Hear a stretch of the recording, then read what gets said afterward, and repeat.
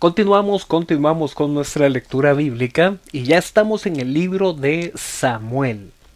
En los capítulos iniciales de Samuel vemos como el contexto, y el contexto era que Elí, que era el sacerdote, es decir, era un descendiente de la línea de Aarón, y que por lo tanto él podía, junto con sus hijos, ejercer el sacerdocio de ser los que ministraran y sirvieran en el tabernáculo todo lo relacionado con los holocaustos y las diferentes ofrendas que los israelitas tenían que presentar. Había una familia, la familia de Ana y Elcana, que ellos iban todos los años hasta Silo, donde se encontraba el tabernáculo, a celebrar las fiestas y a presentar sus ofrendas. Y Ana no podía tener hijos y a causa de eso la molestaban y ella sufría mucho. Y ella entonces ahí en el tabernáculo ella le pide a Dios que si le concede tener un hijo, ella lo iba a dedicar al servicio de Dios. Incluso el sacerdote Elí la mira orando en silencio e incluso la confunde y dice, mujer, tú estás ebria. Y ella le dice, no, yo no estoy ebria, lo que estoy es entregándole mi corazón al Señor. Y justamente de ese voto que le presentó Ana al Señor, el Señor le concede quedar embarazada y el niño que nacería sería Samuel, que justamente Samuel significa Dios me oyó. Y pasados unos cuantos años, Ana regresa donde el sacerdote Elí y le entrega al niño para que el niño sirva en la presencia del Señor todo lo que tiene que ver con el tabernáculo y que pueda ayudar y crecer ahí.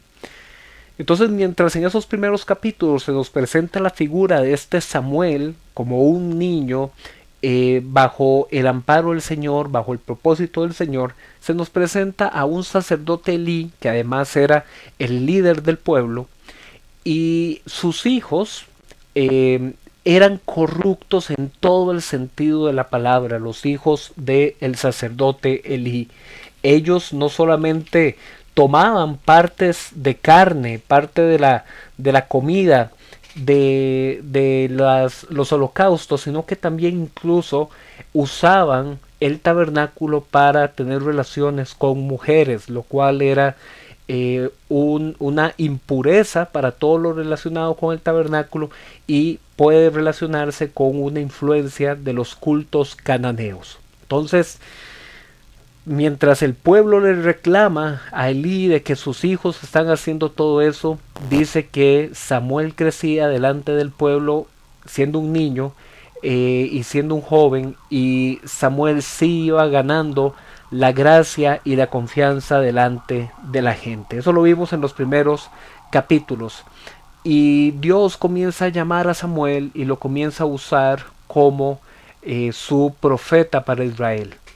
Pasado el tiempo, ya acercándonos a lo que viene en 1 Samuel capítulo 4, se nos indica que otra vez Israel volvió a ser atacada por los filisteos. Recordemos que estos filisteos ya habían llegado ahí desde la época de los jueces y ellos ya tenían dominadas 5 grandes ciudades que colindaban con la costa mediterránea, pero ellos querían seguir ampliando su dominio sobre el resto de Canaán, donde estaban los israelitas. Entonces habían constantes batallas.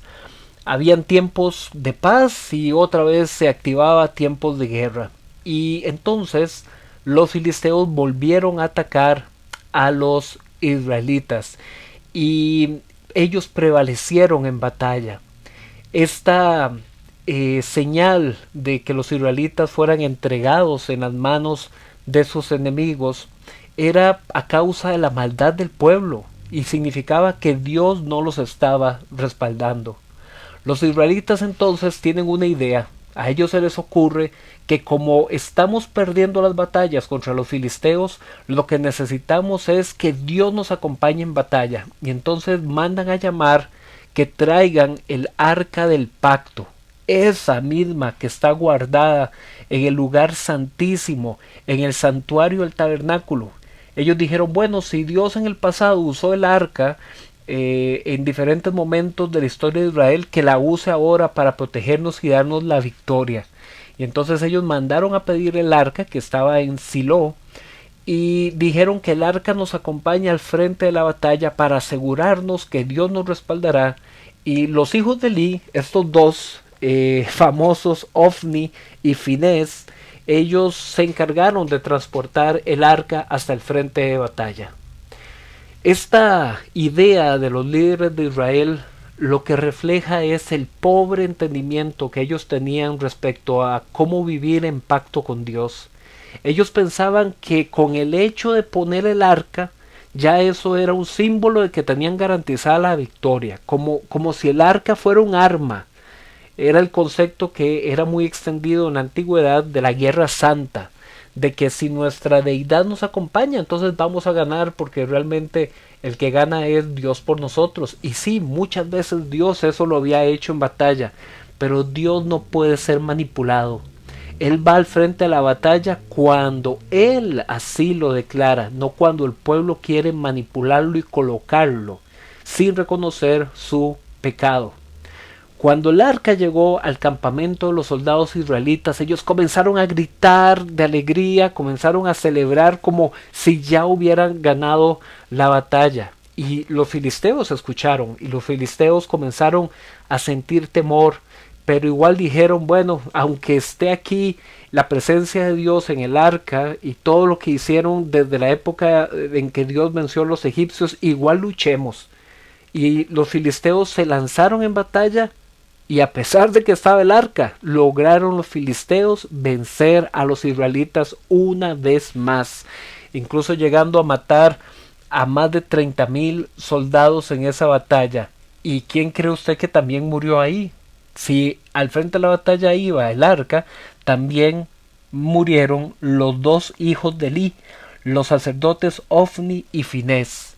Ellos fueron también matados, y como ellos eran los que transportaban el arca, los filisteos lograron capturar el arca para tenerla como parte de su botín de guerra. Imagínense ustedes esto, lo que significaba para la historia del pueblo de Israel. Si el arca del pacto para ellos era el símbolo de que la presencia de Dios estaba con ellos, si el arca del pacto era la que se guardaba en el lugar santísimo, en el santuario de la tienda del tabernáculo, ya ahora no tenían ni siquiera el arca. El pueblo no solamente estaba en una condición espiritual bajísima, sino que también por sus malas decisiones de querer sacar el arca y traerla a la batalla, la terminaron perdiendo. Uno de los soldados que estaba en esa batalla, uno de los soldados israelitas, logró escapar y llegó hasta Silo a contar lo que había sucedido, a dar el informe de la derrota. Y cuando el sacerdote Elí escuchó que el arca había sido tomada por los filisteos y que sus hijos habían muerto, de la impresión se cayó hacia atrás en la silla en la que estaba y se quebró el cuello y murió. La muerte de Elí es un símbolo de la muerte de una época de infidelidad para el pueblo de Israel.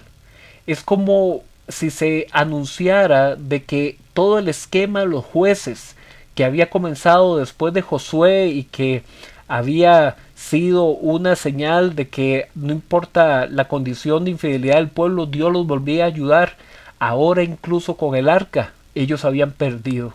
Y entonces la muerte del sacerdote Elí es un ejemplo de una estructura fallida para Israel.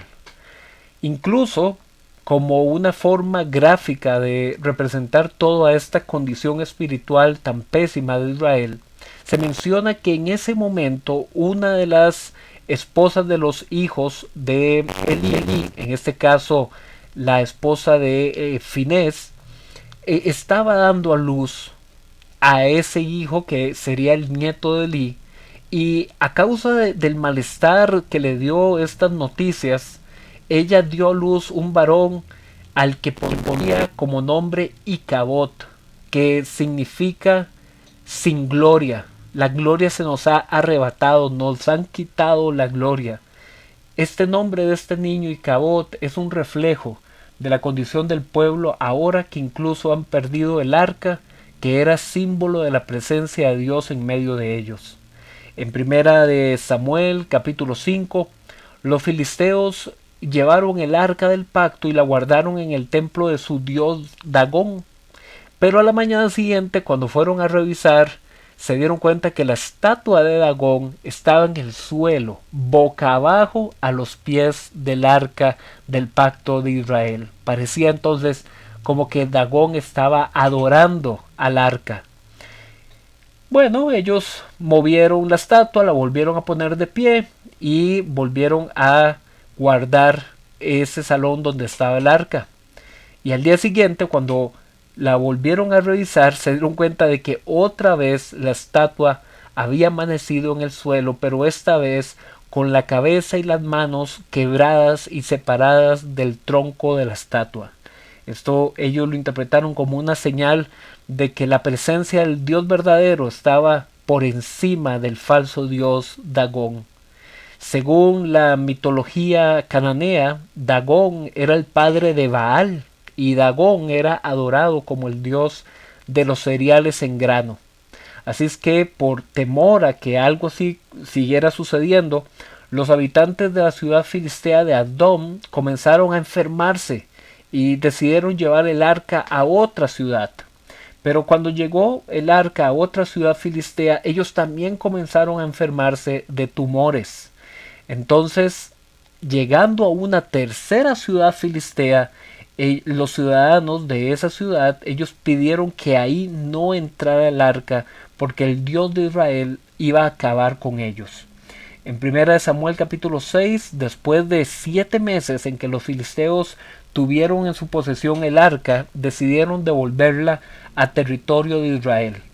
Para eso dispusieron de una carreta con vacas que transportaría el arca junto con las imágenes de ofrenda de perdón que presentaron los jefes de los filisteos.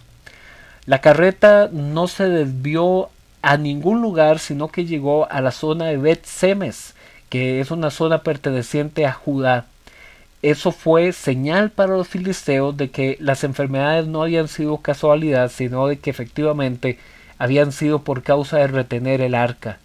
En Bet-Semes la gente hizo sacrificios con la llegada del arca, pero algunos hombres imprudentes miraron adentro del arca y murieron. Por el temor de la gente de Bet-Semes mandaron anunciar a los líderes de Israel que debían llevarse el arca a otro lugar. En 1 Samuel capítulo 7, el arca sería llevada a Kiriat Yarim, que es una región cercana a Jerusalén. Y dice la escritura de que el arca permanecería en Kiriat Yarim durante 20 años. Se dice también que durante esos años en que ya habían recuperado el arca, pero que el pueblo seguía en una situación de insatisfacción, Samuel entonces convocó al pueblo y les dijo: si ustedes en verdad desean volverse al Señor de todo corazón, desháganse de los dioses extranjeros y de las imágenes de Astarté. Dedíquense solamente a servir a Dios y Él los librará del poder de los filisteos. Entonces los israelitas, cuando escucharon esta exhortación de Samuel, desecharon las imágenes de los otros dioses que tenían. Samuel los convocó a una asamblea en Mizpá y el pueblo ahí confesó su pecado.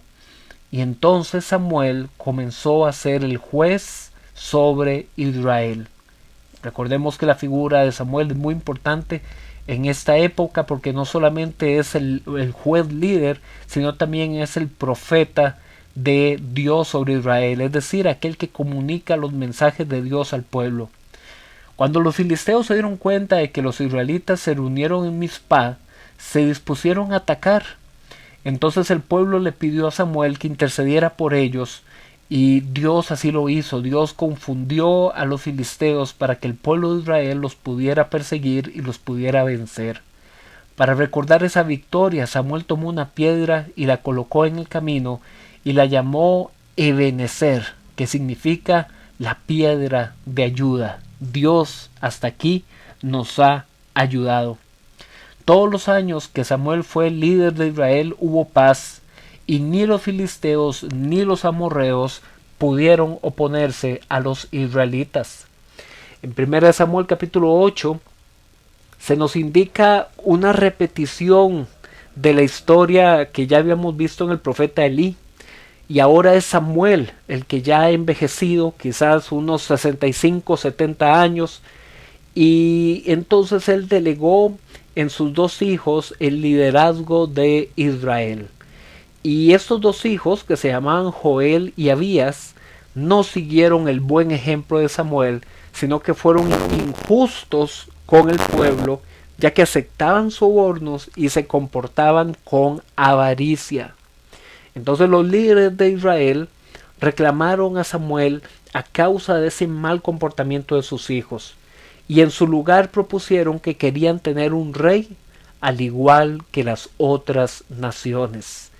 Esta es una frase de las más fuertes y dolorosas que podemos encontrar en la Biblia, porque este pueblo, en vez de querer regresar a colocar a Dios como su rey, a Dios como lo primero, dijeron, no, nosotros queremos ser como las otras naciones, como todos esos pueblos que eran injustos y pecadores delante de Dios. Samuel en oración consulta al Señor y él le dice que haga conforme lo que el pueblo está pidiendo, ya que ellos no quieren que Dios sea su rey, sino que desde que salieron de Egipto se han ido apartando poco a poco para servir a otros dioses. Y aunque Samuel les advirtió de cuáles serían los riesgos de colocar a un rey que lo que va a hacer es servirse y explotarlos a ellos para favorecer sus propios intereses, aún así el pueblo insistió en que quería un rey para que marche delante de ellos en las batallas. Y esto es sumamente representativo porque es justamente en este libro de Samuel donde a Dios se le comienza a llamar bajo el título de Jehová de los ejércitos o Yahvé de los ejércitos. Pero ahora ellos no quieren que sea Yahvé de los ejércitos, sino que quieren que un rey guerrero los acompañe con poder humano en cada batalla. Samuel entonces despidió a los líderes para que regresaran a sus tribus, porque Dios le había ordenado que sí les tenía que dar un rey. Así quedamos por hoy. Mañana seguimos con esta historia del primer rey de Israel y de cómo Samuel va a terminar nombrando a Saúl. Pero eso lo veremos mañana. Nos vemos.